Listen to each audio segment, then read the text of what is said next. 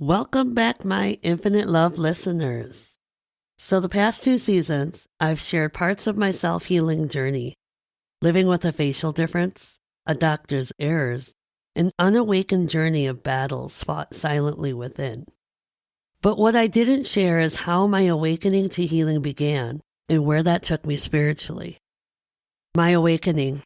I was deep within the abyss of heartache, swallowed up by the darkness that was my own creation.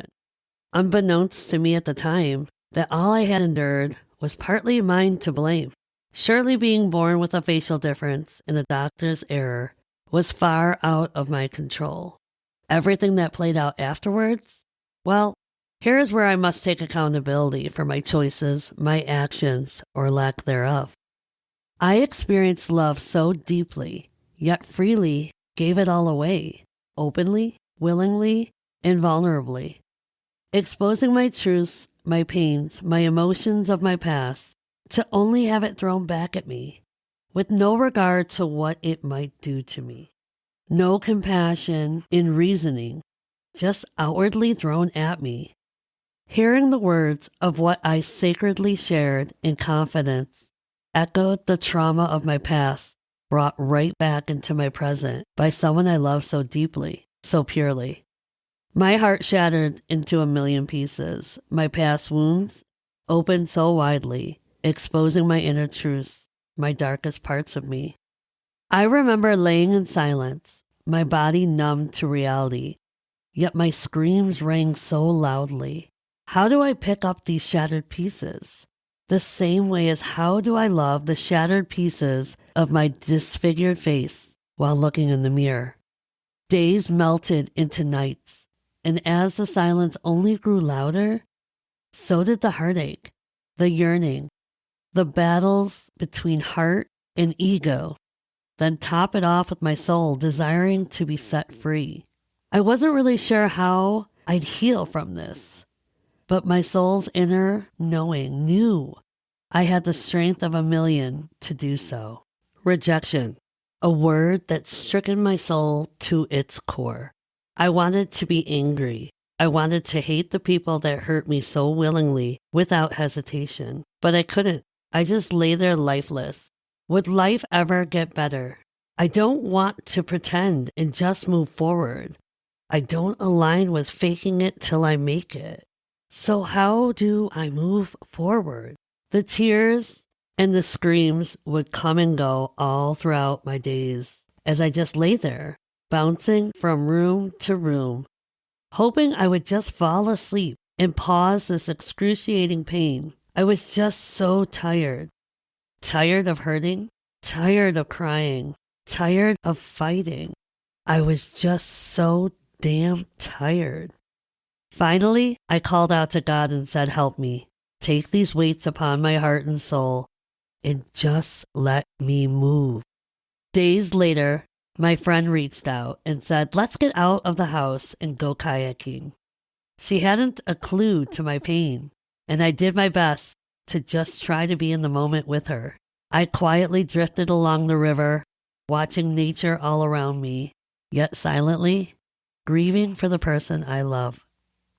I just couldn't shake this plaguing funk that kept my soul into solitude.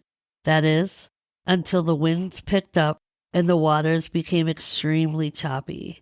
Halfway through our journey, we pulled off on a tiny bed of land. We immediately docked our kayaks as the waters grew higher and the winds nipped at our nose. I stood up as my friend balanced my kayak and could have easily just stepped out, but I had realized I left my phone. Again, I could have just left my phone in the kayak. But what if I missed a message? What if they call? What if the kayak tips due to the weather and I lose my phone altogether? What if? So I reached back over while trying to balance myself and grabbed my phone and stood straight up. Such a bad decision on my part. I lost my balance as another wave came through and fell backwards. Again, the questions. What if I hit my head on a rock? Or what if my phone goes under? So I pulled my hand back to break my fall, and another wave quickly came through, submerging me fully underwater. This was mid-April, so the temperature wasn't exactly the warmest, but also the water was roughly below 30 degrees, basically ice cold. The rain had also begun while the winds picked up, so you can imagine how cold it truly felt. The impact of the ice-cold water against my body jolted every fiber of my being. My body didn't fight back, though. I panicked as I scrambled to, 1, keep my head above water, but 2, to keep my phone above water as well. I was completely paralyzed in fear, in pain, in my own darkness. I remember my friend just standing above me, staring at me, and simply saying, "Just stand up already." The water was that shallow, yet the cold shocked me into complacency. The water was only about a foot or so, as I lay floating on my back, succumbed to the numbness and shock. I finally got up, shivering to my core, in pure silence, unsure of what to think or feel. I just knew I wanted my extra set of dry clothes. After we got picked up by the kayak company, cutting short the remaining 6 miles of our trip, we headed into this small town to warm up at a bar. My friend had herself a drink. I just had tea to warm up. I didn't want to drink. I knew that this would not help me by any means. And this is kind of what led me to quitting altogether. It wasn't right then and there, but shortly after, when I realized that drinking only hurt the process of me healing. It made me feel like I was going 10 steps backwards every single time I took a sip. And again, I didn't really drink often, and I didn't drink crazy, but it was just something I was no longer aligning with. And in that moment, I definitely knew and understood that I was not in a place to drink, not to drink my pain away, not to erase my problems, because they weren't going anywhere. It wasn't going to numb anything. In fact, it was only going to bring things to the surface even deeper, even harder for me to process and understand and feel altogether. I knew if I drank, I would have just broke down horribly, but not in a healthy way. I would have been in a state where I would have crumbled. I didn't honestly know what I really wanted in that moment. While I sat there at the bar with her, as my friend held a conversation with the owner, I was elated that I was sitting in dry clothes warming up, but still quiet, somewhat in shock. We eventually finished up there, and she convinced me to tour the town, travel to some sites, historical in fact, and we even did some shopping, which I kind of enjoyed, but it all truly felt overwhelming deep within me. But I didn't bring that to the surface. I wouldn't let it get in the way of what we were doing. I continued to stay present in the moment and just try to just be present, just be there with her. Even though I wasn't my bubbly self, even though I wasn't really holding conversations, she at least respected that. She respected my space and allowed me to sit within it. And she did most of the talking, most of the laughing, all the silly stuff a friend should do. She was. Eventually, I snapped out of the shock I was still in. It was when we were in the car on the drive home. It was about an hour's drive, and I was listening to music, even though that right then and there was hard to do. But she had played some of the goodies, the oldies. And when I say oldies, I'm talking more so the 90s music, hip-hop, fun, bubbly, dance. All the stuff that my soul needed, because I couldn't take any heartbreak songs. I couldn't take anything that would allow my brain, my heart, my emotions to try to process. I just didn't have it in me. On the way home, I became grateful for the experience. Though I didn't know what it all meant yet, I was still silently grieving, but deep within my soul, I had hope, had purpose, and I was beginning to take tiny steps forward. Being spiritually awakened along a self-healing journey isn't an easy flight. I don't really wish it upon everyone, yet I do wish healing upon everyone. It takes a lot of steps backwards when all you want to do is go forward.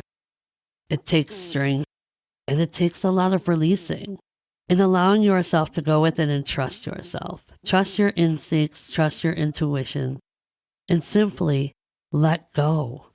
Once you've dove deep into the hard parts, processed them, felt them, let them go. And if they resurface, just view it from a different perspective and simply be grateful that it came, but then simply let it go. For me, the hardest part about being spiritually awakened on this healing journey is I've never grieved so much. I grieved the past versions of me as I began to heal old core wounds. I grieved the journey. I grieved loved ones who are still living, but just on a different path. I began to question everything, and not in a bad way, but for clarity, for understanding, for connection. My patterns began to change, such as sleeping, eating, feeling. Stuff I used to love doing I no longer aligned with, yet new passions began to arise. People were leaving my life and new people were coming into it, some permanently, others just for moments, and some a short period of time. I quickly realized I was no longer allowing myself to attach to anyone, anything, or anywhere, just simply grateful for their purpose in that moment. I was tearing down walls I never knew I had built so strongly, to never allow myself to see my worth, as it would not align to what I conditioned myself subconsciously to believe. That feeling worthy meant being selfish, placing attention on oneself rather than giving it to others. This went against everything I was. I spent so many dark nights alone, broken, or breaking my own self, my past versions of what I was taught, what I believed, and what was embedded into me by others. This self-healing journey wasn't what I imagined, and at times, too damn hard even for me. Then you add a spiritual awakening aspect to it all, and try to just function every day within society's norms, the 3D, when you don't even feel normal yourself, because you are shedding so many beautifully broken layers while slowly rebuilding and transforming yourself into your most loved and highest version of yourself. Meanwhile, that heartbreak that nearly destroyed me has only grown into an infinite love that has been built over lifetimes. But you have to feel it, live it, and process it all in separation. You have to let go in order to grow. I was never rejected. Rather, I rejected myself this entire time. How one projects onto someone else tells a greater story within them and their healing.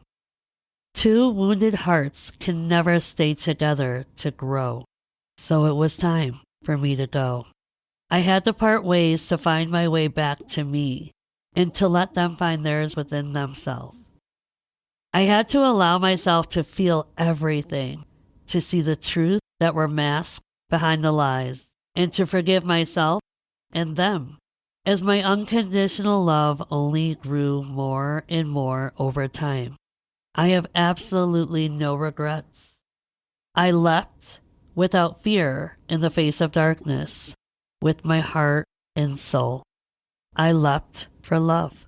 So you see, living with my facial differences, the doctor's error, my journey, my heartbreak, I realized it was all designed this way.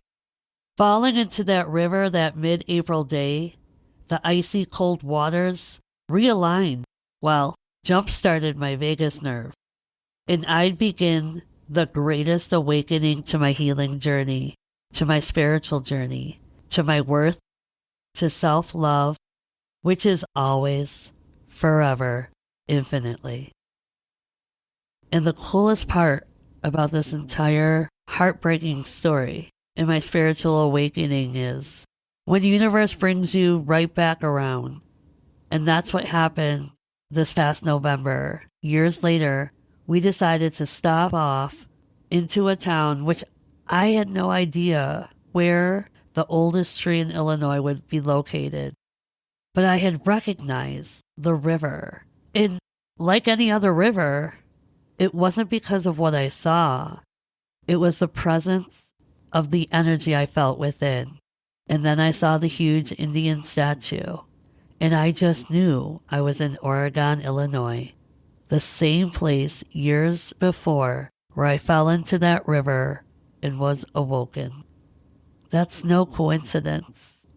And that had me in deep reflection of where I was then, in the pain, in the darkness, in the abyss, to where I'm at now, with the hugest heart, with the most love I've ever felt for myself, for others, near and far. So again, here I am, living life to the fullest, learning from each day, listening to my emotions as they play out throughout the day, learning from the lessons that are presented in front of me, and diving deep within, especially within self-reflection, meditating more so than none, getting out in nature as much as I can, learning new passions that I align with, diving deep into conversations with people that I'm connected with, spreading love all across the world as much as I can. I'm beyond grateful for this journey. I wasn't always in gratitude as I was in my darkest moments. But once I learned to embrace my dark and my light and utilize them in the most positive way I could, that's when I began sharing with all of you. I'm no longer afraid to share, to use my voice, to speak up, especially when it comes to self-love and how important it is to go within and choose you. Sometimes in this world we get lost and we attach ourselves to others in hopes that they will heal us. And what I've learned with that is we typically find ourselves hiding behind those connections, friendships, relationships, not doing the necessary work within to grow, to evolve, to heal. And that's what I desire for the world today, for everyone, to feel this amount of love, this abundance of gratitude that lies within my heart and soul, to enjoy the positivity over the negativity. And again, I know the world's not perfect. I'm not here to change everyone and everything. But it's a greater place when you're happier within, when you're loving all of you within, when you're letting go of what no longer serves you, when you find peace and tranquility and love and joy within those moments, over the chaos, the confusion, the heartache and heartbreak, mass destruction. If we choose love over hate, kindness over judgment, compassion over ignorance, the world will change for the better, but it begins and ends with you. You see, there is no such thing as coincidence. It's all laid out right in front of us. If we truly desire to see, to trust, to believe in our own self, to go within and actually listen to our soul, trust our instincts, hold faith in our own self that we are worthy of all we desire, as long as we let go of the expectation to what that desire actually looks like and hold presence and love to what it actually feels to us. That is the ultimate key to happiness. Not what we see, rather what we feel, what truly connects us to what we align with. It's not an image, it's a feeling, an energetic connection that was always right there within us. You hold the key to life. Allow yourself to dance within its delight. Don't push or fight for what's already yours, as you hold the key that opens many, many doors. As always, thank you for sharing such beautiful space. And thank you for joining me on another episode of Infinite Love.